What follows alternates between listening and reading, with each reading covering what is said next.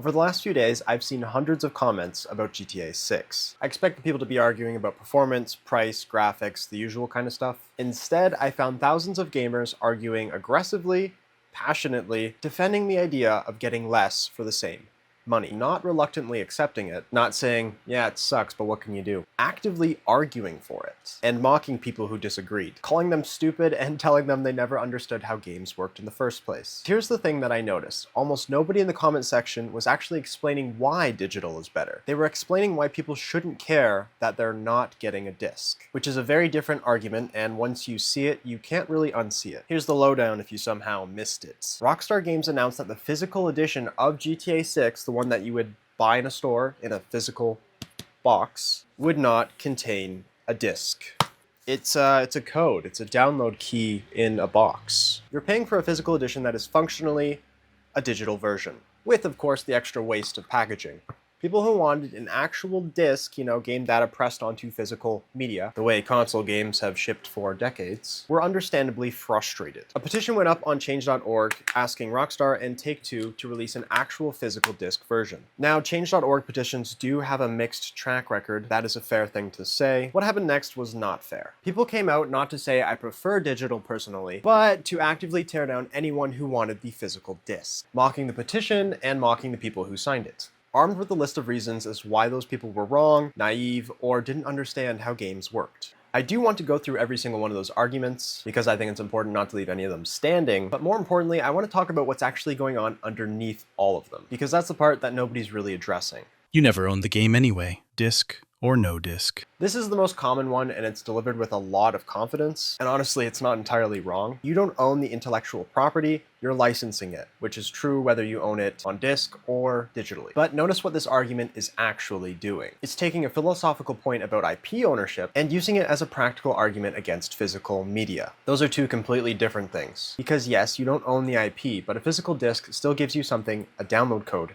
doesn't. You can resell it. GameStop, eBay, a friend, whoever. A digital copy, that dies with your account. You can lend it. Physical games have always had this. Your friend borrows it, plays it, gives it back, doesn't give it back. But digital locks that out entirely. You can install it offline, no internet required. No server check, no authentication. The disc is the key. You can preserve it. A disc from 2005 can still run on original hardware. A digital license from 2005, if the servers are gone, is just a memory. So when someone says you never owned it anyway, they're technically right, but practically wrong. A disc represents more ownership than a code. And here's the thing that makes this argument especially strange. If you never owned it anyway applies to both formats equally, then it's not an argument against physical, it's an argument against both. Which means if that's your position, you should actually be more frustrated about this situation than less. The game won't even fit on a disc. You'd still have to download most of it.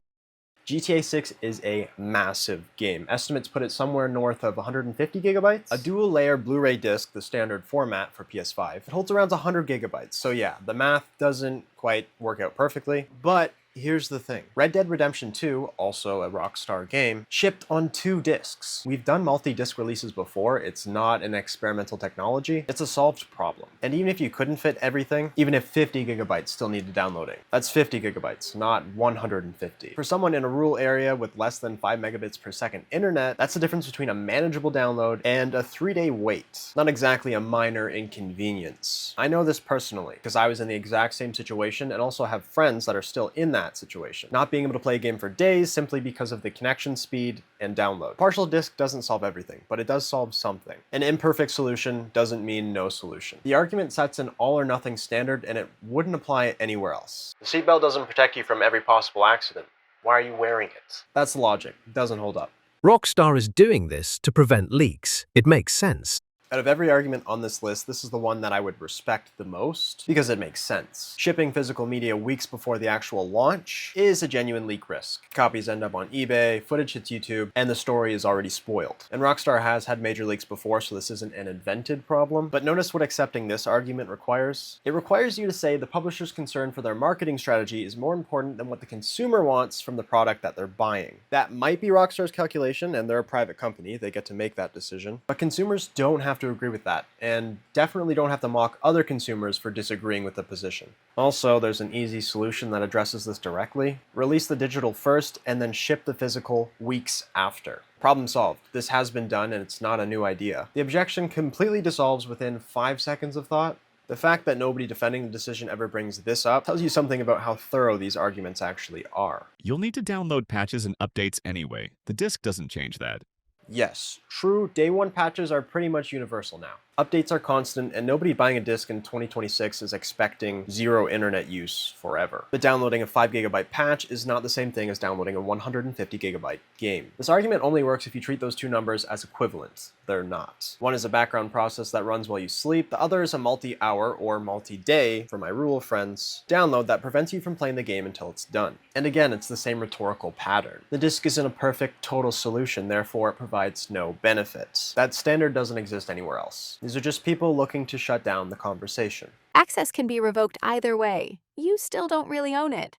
For online-only content, yes, GTA Online being the obvious example. If Rockstar shuts down the servers, you're not playing it. Disc or no disc, that's always been true, and everybody in the conversation already knows that. But that's not the full picture. The single-player campaign of GTA 6 is a completely different story. Historically, a physical copy of a single-player game has meant you can play it long after support ends. Your disc of GTA San Andreas still works. Your copy of Red Dead 1 still works. The game is on the disc. The servers do not matter. If Rockstar's plan for GTA 6 require server authentication, even for single player, that's a separate and alarming issue. And if you're someone who's fine with that, I'd ask you to sit with why. But using the online-only concerns to dismiss physical media value for offline content is deliberately conflating two different things to win an argument. It's not an honest engagement with the point. Petitions never do anything.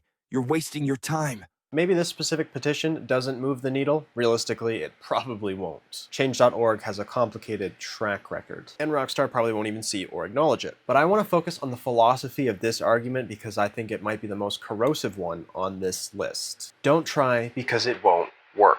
Applied consistently, that logic means don't leave negative reviews, don't tweet at companies, don't vote with your wallet, don't voice a preference publicly. Just take what you're given and be thankful. Did you even say thank you? Consumer behavior does move markets, slowly, imperfectly, and not always on the timeline that we want, but it does. The history of gaming is full of decisions that got reversed because enough people made noise. Online passes, horse armor, Battlefront 2 loot boxes. EA actually reversed course on that last one mid-controversy because the backlash was loud enough, even if that petition changes nothing. Expressing a preference is how a community voices what it actually values. It's data, it's a signal, and it tells the industry that not everyone is happy. And that matters even when a single petition doesn't. The people saying that this is pointless are actively contributing to the thing that they say is inevitable. PC has been digital only for years. This is just consoles catching up.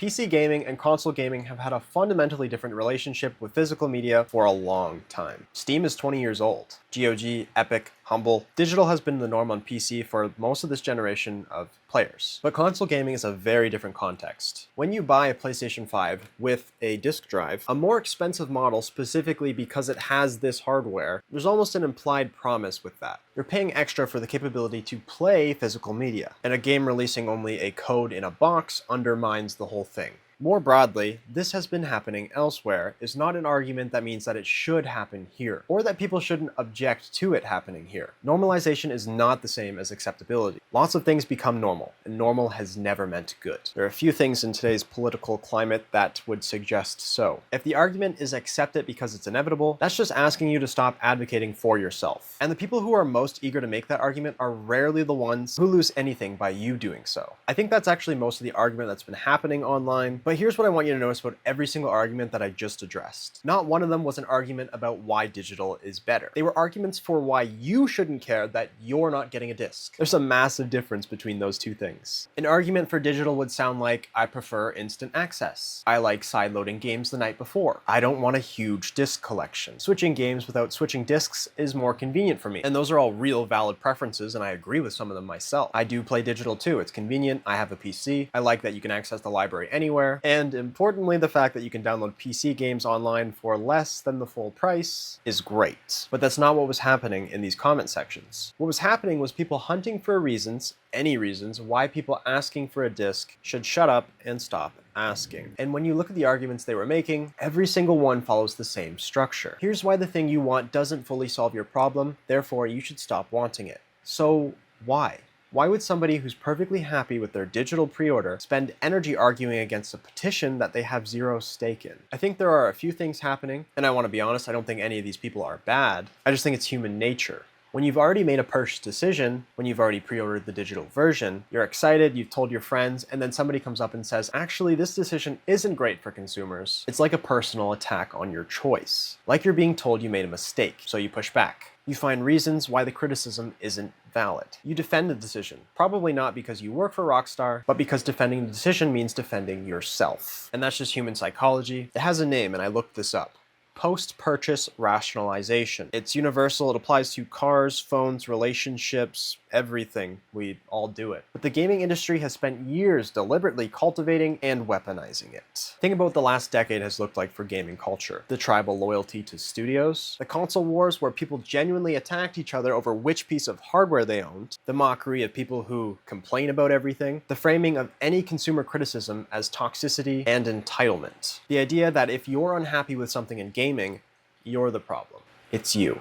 These narratives didn't emerge organically, they were useful for the people selling the products. And over time, they created a consumer base that does the company's PR for free. That argues the company's case in comment sections at no cost to the company with full sincerity. Rockstar made a decision that removes several concrete benefits that consumers previously had. No used market means prices stay high. The only place to buy is the publisher's storefront forever. Digital only means the publisher controls access to your library indefinitely. No physical copy means your ability to play the game in 10 years depends entirely on Rockstar still wanting you to. And in response to that, a significant portion of the gaming community came out to defend it and attack anybody objecting. I'm not saying everybody who's fine with digital is a corporate shill. I'm not saying Rockstar is necessarily evil. I'm saying that consumers are more invested in defending this company's decision than the company itself seems to be. I just want to be really clear about what I'm not saying. I'm not telling anyone they should buy physical. I'm not saying digital is bad. I'm not saying Rockstar has made the worst decision in gaming history. GTA 6 is going to be an enormous game, and most of the people arguing in those comment sections are going to be enjoying the game,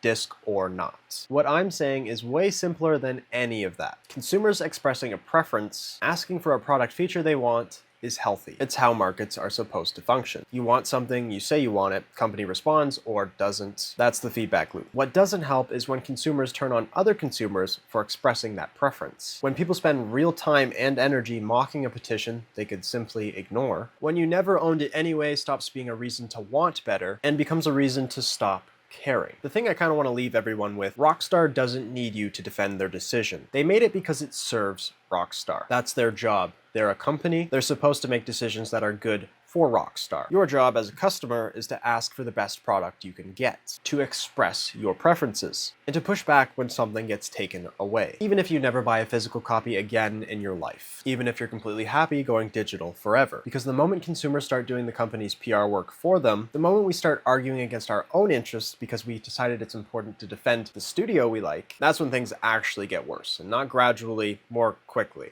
Physical media may or may not survive this generation of consoles. I don't know. But consumers who actually advocate for themselves, calmly, clearly, without mocking each other, that's valuable conversation. The people who signed that petition aren't your enemy. They're not attacking your choices. They just wanted a disc. Maybe that's worth defending too.